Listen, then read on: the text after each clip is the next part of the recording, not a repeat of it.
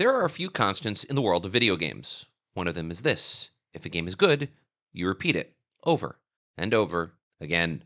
Now, that's not a bad thing. Video game sequels, when done right, can be a part of a series that entertains us for years, if not decades. However, some games fade into oblivion, and that can be a good thing. Here are 6 sequels, prequels, and spin offs that you may never have heard of. Paperboy is an arcade and Nintendo classic. The sequel? Not so much. Paperboy 2, which came out 6 years after its predecessor in 1991, features the eponymous Paperboy delivering papers to houses in your neighborhood. If the game looks familiar to the original, well, it should. The basic concept is the same. Your job is to deliver papers to houses on your route, dodging increasingly difficult obstacles along the way.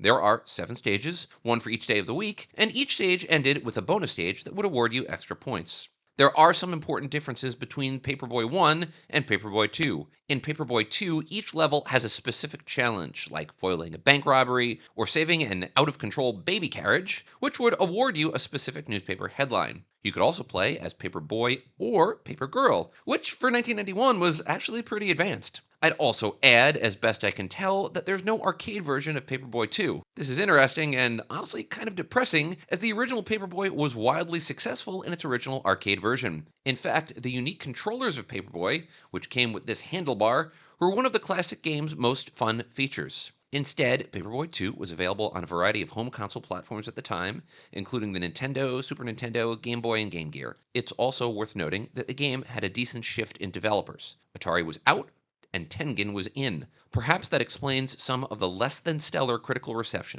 with some critics noting the game's repetitive nature, awkward camera controls, outdated graphics, and insanely annoying music. So, in past videos, I've discussed the highly ahead of its time and very limited efforts by Nintendo to release a satellite-based gaming service in 1995. The service was only briefly available in Japan, but it added new games and what basically amounted to DLC for Nintendo's already robust games library. One such game was The Legend of Zelda: Ancient Stone Tablets. So follow this for a second. Ancient Stone Tablets was basically a sequel to The Legend of Zelda: A Link to the Past. The game used the same engine, took place in the same universe, and had many of the same bad guys. The events take place 6 years after the events of A Link to the Past. In the game, Zelda is suffering from a recurring dream in which an evil overtakes the land. She and Agana, brother of Shahashrala, the wise man from The Link to the Past, whose name I unquestionably butchered, find a youth who may be destined to be the hero of light. This youngster must obtain the aforementioned ancient stone tablets, translate them, use them to find silver arrows, and use them to defeat Ganon yet again. There were some genuinely fascinating aspects to this version of the famous series. First, there's not really a link. The player was the game's avatar, which was drawn into the game. The game also featured voice acting that was actually broadcast as live audio, meaning that it couldn't be preserved. More on that in a second. Finally, and this one is most fascinating, the game was only playable for a 1-week window in 1997. There were 4 episodes, with each playable for 1 week. Miss the week? You miss the game. However, as you can see, footage is still available. Dedicated archivists were able to access memory packs with the game's data and restore the content via emulation. Live voice acting was replaced with in-game text. Sadly for fans of the game, it merits only a brief mention in Hyrule Historia, the official canon of the Legend of Zelda series. As such, this game is not considered to be part of canon by most fans. So, Grand Theft Auto is, of course, a stupidly popular series. When the trailer for the new game came out, it practically broke the internet and became the fastest ever video to hit 1 billion views. GTA has had 7 mainline games, with GTA 6 coming out in 2025. That also doesn't cover the variety of DLC, like The Lost and the Damned and The Ballad of Gay Tony. There is one GTA game that I would argue doesn't get any respect and barely even an acknowledgement in the series. Of course, the more you learn about it, the more you understand why. Let's talk about Grand Theft Auto Advance, the forgotten child of the Grand Theft Auto series. The reason the game is almost never discussed? It was exclusive to the Game Boy Advance. That, in and of itself, puts some huge limitations on the gameplay. The context of GTA Advance is even stranger. It takes place in the same Liberty City of GTA 3, having come out only 3 years after that game. However, it uses a very different style.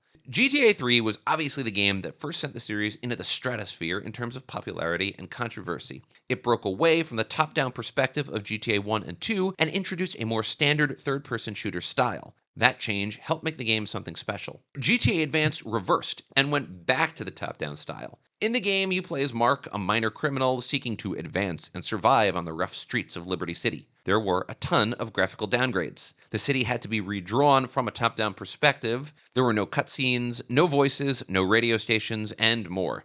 Well, less, I guess. The reason for this is pretty clear. The GTA Advance didn't have the capabilities to produce anything like the GTA we know and love. This makes sense, but it doesn't change the fact that the game felt like a bitter pill for fans who are used to a cutting-edge game, only to have that game downgraded in front of them. The game reportedly sold less than 250,000 copies, making it one of the lowest-selling games in the franchise's history, if not the lowest-selling game.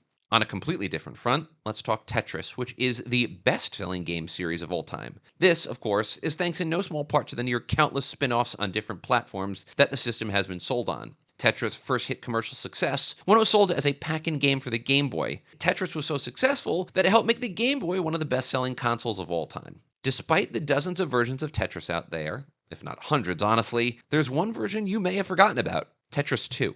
This game, also known as Tetris Flash, spun Tetris away from its standard line-falling type and instead made the player spin different shapes, still Tetrimos, with added color.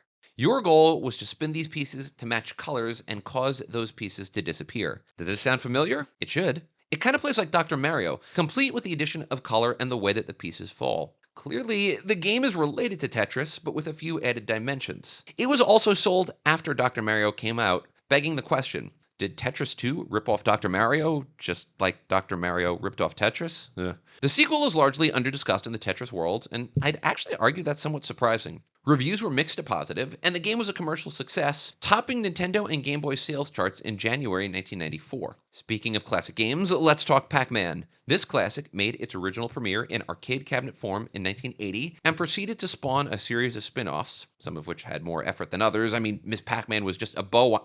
Anyway, there would eventually be a whole Pac-Man family, including Super Pac-Man, Baby Pac-Man, and more. For all the variety that the franchise has, there's only one game that meets the traditional definition of a sequel, Pac-Man 2: The New Adventures. This game first premiered in 1994 and was only available on the Super Nintendo and Genesis. The reason that this game became a sequel instead of just another spin-off?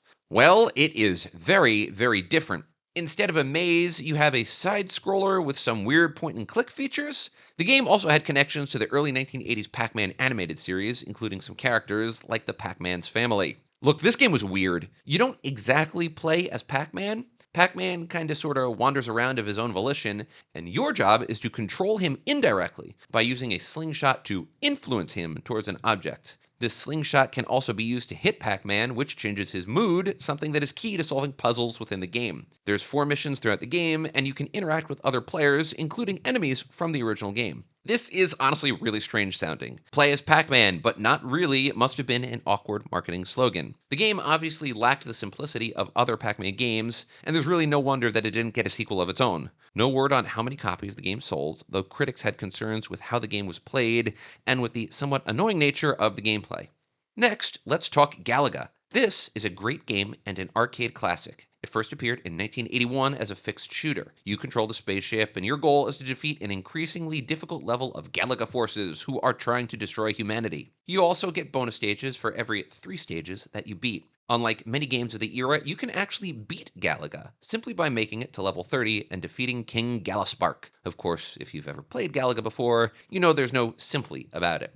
Galaga is actually part of a really long extended series that stretches back multiple decades. First, for those of you who don't know, Galaga itself is actually a sequel. Its predecessor was Galaxian, which came out in 1979 and was also produced by Namco. Like Galaga, Galaxian is a fixed shooter, and your job is to control a spaceship while defeating swarming enemies. It was developed by Namco's Kazuroni Sawano and meant to serve as Namco's answer to Space Invaders. The game was actually a huge hit for Namco and the first major hit for the studio. It was the second highest grossing game in Japan in 1979 and 1980, and the second highest grossing game in the United States in 1980. As you can see, the game looks very similar to Galaga, which most of us know pretty well. Hardware limitations resulted in slightly worse graphics, and you could only fire 1 shot at a time. Each level also came with flagship enemies that you could kill for extra points. That being said, there was actually more than just Galaga and Galaxian. In fact, there were a lot of sequels. How many?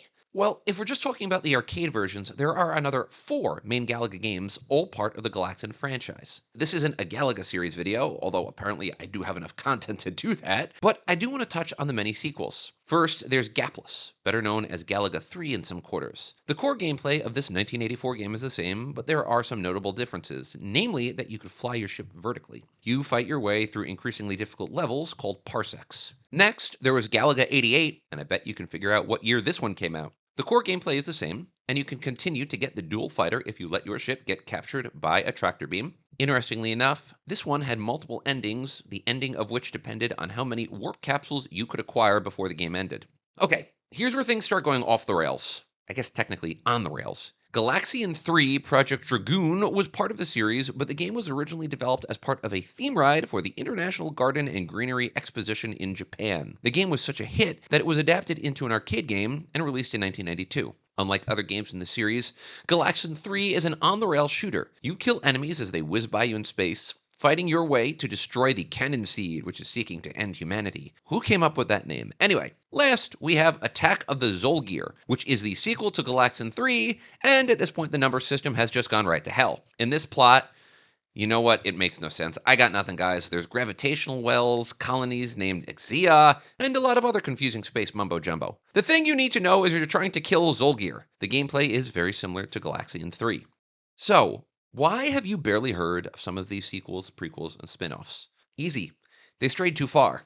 The graphical limitations were too serious, the concept was too different, or the game just wasn't executed in a way that made it sellable. It kind of sucks to say, because the truth is that only games that take risks wind up succeeding. However, taking risks doesn't just mean being brave. It means taking a chance. Sometimes these chances fail. As always, I hope you enjoyed the video. If you did, let me know in the comments below. And most importantly, please like and subscribe. It does help. Thank you so much. Have a wonderful day out there. And don't let there be any almost in your life. Take care, folks.